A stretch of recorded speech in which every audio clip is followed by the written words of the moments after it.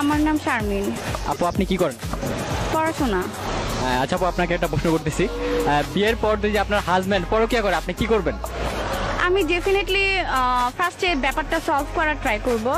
আর হলো গিয়ে তার সাথে তো আর মানে সংসারটা কন্টিনিউ রাখা সম্ভব না, প্লাস তাকে আমি পিটাবো ইচ্ছা মতো, তারে তো একটা শিক্ষা দিতে হবে, একটা লিসন দিতে হবে, এই আর কি। প্রেম তো করতেই পারে, যার টাকা আছে সে প্রেম করবে, করুক না, অসুবিধা কি? আপনাকে তো সবকিছু সে দিয়ে যাবে ফুল মতো।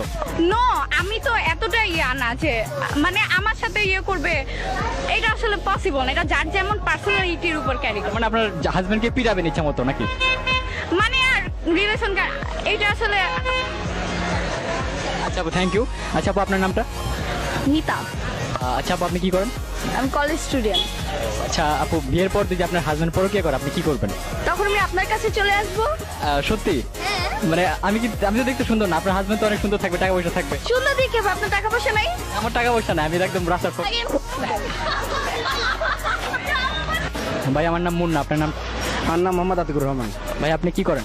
আমি স্টুডেন্ট। আচ্ছা ভাই একটা প্রশ্ন করতেছি আপনাকে, বিয়ের পর যদি আপনার বউ পরকীয়া করে আপনি কি করবেন? বিয়ের পর প্রক্রিয়া এটা তো খুবই খারাপ, যে কারোর কাছে খারাপ লাগবে। সো প্রথমে আমি চেষ্টা করবো সে যান মানে ওই পর থেকে ফিরে আসে, রিটার্ন আসে, না হলে তো চেঞ্জ করতে হবে। তাহলে নিয়ে ফিরে আসতে কি করতে হবে? মানে ঝাড়ু দিয়ে পিটাবেন? ঝাড়ু দিয়ে পিটানো এটা তো সিম্পল, ঝাড়ু দিয়ে পিটালে তো বউ ঠিক হবে না, ঠিক হলে বললেই ঠিক হইতো। এতদিন খাওয়াইছেন পড়াইছেন, বাট এখন অন্যজনের হবে, কি কিছু বলবেন? এটা তো কি যে বলি, এটা যে কি পরিমাণ খারাপ লাগবে এটা তো আমি মুখে ভাষায় প্রকাশ করতে পারছি না। আপনি আরেকটা বিয়ে করে ফেলবেন? ভাই বিয়ে তো করবো, ওটা চেঞ্জ করবো, ওটা পাল্টে আরেকটা আনবো। পরক্রিয়া একটা সবচেয়ে খারাপ জিনিস না। Thank you. আপু আমার নাম মুন্না, আপনার নামটা? আমার নাম জাফরিন। আপু আপনি কি করেন? জব করি।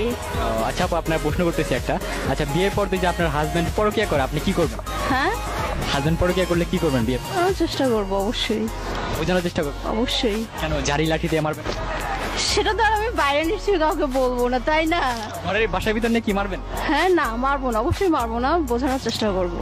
আচ্ছা কেন ডিভোর্স দিতে হবে? অনেকে বলছে ডিভোর্স দিবে, বাট আপনি মারবেন, বুঝাবেন কেন? না, মানুষকে চান্স দেওয়া উচিত, একটা সার্টেন টাইম পর্যন্ত চান্স দেওয়া উচিত। একবার চান্স দেওয়া উচিত। কয়েকবার, যদি সে ঠিক না হয় তাহলে সেক্ষেত্রে শক্ত কোনো স্টেপ নেয় মানুষ। থ্যাংক ইউ আপু। আপনার নাম?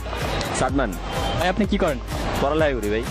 আচ্ছা ভাই একটা প্রশ্ন করতেছি আপনাকে, বিয়ের পর যদি আপনার বউ পরকীয়া করে আপনি কি করবেন? ভাই আমি ভাই আরেকজনের সাথে পরক্রিয়া করবো, এটা স্যার আর কি হবে? মানে সেও পরকীয়া করে আপনি?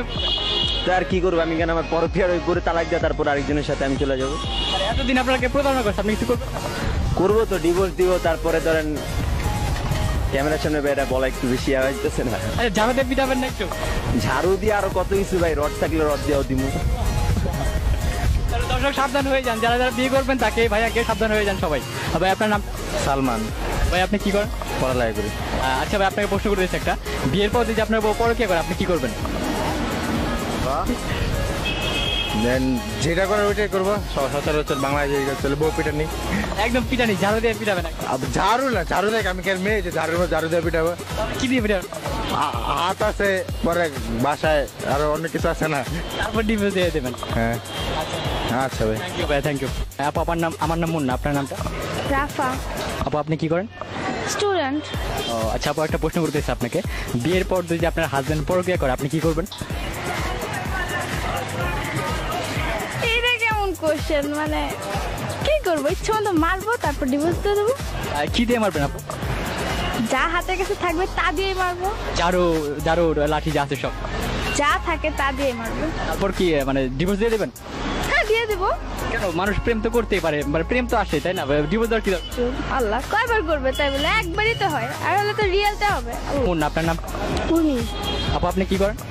আমার বিবিএ কমপ্লিট, এখন কল সেন্টারে জবে আছি। আচ্ছা আপু আপনার একটা প্রশ্ন করতেছি, বিয়ের পর যদি আপনার হাজবেন্ড পরকীয়া করে আপনি কি করবেন?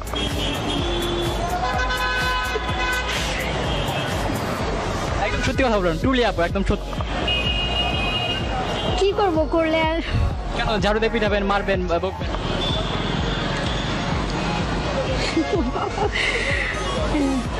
করবেন না?